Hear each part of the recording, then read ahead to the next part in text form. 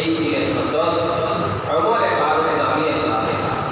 ঠিক তদ্রূপভাবে খলিফাতুল মুসলিমিন ছিলেন হযরত উসমান জিন্নুরাইন। উসমান রাদিয়াল্লাহু তাআলা এবং সাহাবী ছিলেন। উসমানের ব্যাপারে বলা হয় উসমানের গনি, ধনী সাহাবীদের মধ্যে ধনী সাহাবী ছিলেন হযরত উসমান। আবার উসমান আশারায়ে মুবাশশারা 10 জন সাহাবীর মধ্যে উনিও একজন। আবার উনাকে জিন্নুরাইন বলা হয়। কেন জিন্নুরাইন? দুই নূরের অধিকারী কেন বলা হয়? পয়গম্বরের একজন মেয়ে ওনার সাথে বিবাহ দিয়েছে। প্রথম এই মেয়ে বিবাহ দিয়েছিলেন, ওই মেয়ে ইন্তেকাল করেছে। এরপর আবার পয়গম্বর ওনার অন্য একজন মেয়েকে আবার উসমানের সাথে বিবাহ দিয়েছে। এজন্য বলা হয় জিন্নুরাইন, নবীদের কলিজার টুকরা, দুই কলিজার টুকরার অধিকারী হযরত উসমান।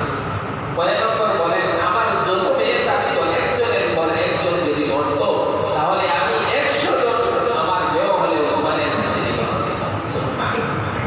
হযরত উসমান এমন সাহাবী, যে সাহাবী একটা গুণ মাত্র বলে যে ইসলামের জন্য তো কিছু পরিমাণ দান করতেন, যা বলে শেষ করা যাবে না, যা বলে শেষ করা যাবে না। একদিন হযরত উসমান রাদিয়াল্লাহু তাআলা আনহু পয়গম্বর একটা সংবাদ দিলেন। কিসের সংবাদ?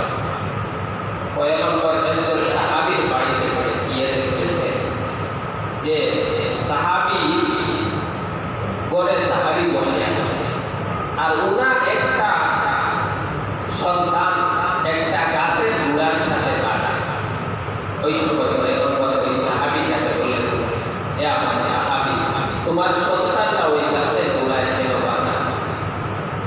এত ছোট বাচ্চা মানুষ তো কিছুই বোঝে না, তাহলে তাকে কেন ওই গাছের গুড়ায় বাঁধছ? ওই সময় ওই সাহাবীটা বলে, পয়গম্বর, আমি একজন গরীব সাহাবী, আর আমার পাশের বাড়িটা হলো ইহুদির বাড়ি। তার একটা গাছ, আর ওই গাছটা ফলবান, ওই গাছটা আমার বাড়ির উপরে চলে আসছে। অনেক সময় দেখা যায় ওই গাছ থেকে ফল পড়ে, সাথে সাথে ওই ইহুদি ব্যক্তিটা আমাকে গালি দেয়, আমার সন্তানকে গালি দেয়, এমনকি মুসলমানদেরকে নাম ধরে গালিগালাজ করে, আমার নবীকে পর্যন্ত গালিগালাজ করে। এজন্য দেখলাম যদি তাকে বেঁধে দেয় তাহলে ওই গাছের নিচে সে যাবে না আর গালিগালাজও করবে। পয়গম্বর মনের মধ্যে কষ্ট দিলেন না। ওই সময় একটা ঘোষণা দিলেন, হে আমার সাহাবীদের দল, তোমাদের মধ্যে কি কেউ আসো, ওই গাছটা যত টাকা হয় এত টাকার বিনিময়ে ওই গাছটাকে খরিদ করে আমাকে দিয়ে দিবা। হযরত উসমান রাদিয়াল্লাহু তাআলা আনহু বলেন, পয়গম্বর, আপনার জন্য আমার জান মাল সব কিছু কুরবানি করতে রাজি আছি। ওই ইহুদি ব্যক্তি ওই গাছটা যে পরিমাণ টাকা বলবে ওই পরিমাণ টাকা দিয়ে আমি খরিদ করতে চাই। পয়গম্বর জবাবে বলেন, যদি তুমি এটা খরিদ করে দিতে পারো তাহলে জান্নাতের একটা গাছ তোমাকে আমি দিয়ে দেব। সুবহানাল্লাহ। হযরত উসমান গনি রাদিয়াল্লাহু তাআলা সাথে সাথে ওই গাছটাকে খরিদ করে দিলেন, আর ওই গরীব সাহাবীকে বললেন, আজ থেকে ওই গাছটা তোমার, আজ থেকে তোমার সন্তানটাকে আর তুমি বেঁধে রাখবা না, এখন যদি সে ফল খায় তাহলে তার ফলের কাছে। উনি হলেন হলো উসমান গনি রাদিয়াল্লাহু। উসমান গনি এই সময় রাষ্ট্রপ্রধান ছিলেন। দেখেন, শুধু একটা দুইটা ঘটনা, উসমান হাজারো গরিবদের জন্য ওনার মালকে বিলিয়ে দিলেন। কিন্তু দেখা গেছে মারা যাওয়ার আগ মুহূর্তে একটা পানিও ওনার নসিবে। বিদ্রোহীরা হযরত উসমান রাদিয়াল্লাহু তাআলা আনহুর বিরুদ্ধে বিদ্রোহী করতেছে। উনি অথচ রাষ্ট্রপ্রধান, বিদ্রোহীরা ওনার বিরুদ্ধে বিদ্রোহী করতেছে, কিন্তু এরপরও তাদের বিরোধিতা উনি করতেছেন। যে আমার কারণে দেশে হাঙ্গামা সৃষ্টি হোক আর দেশে মানুষ মারা যাও, হত্যাকাণ্ড হোক, দেশ বিশৃঙ্খলা হোক, এটা উনি চান।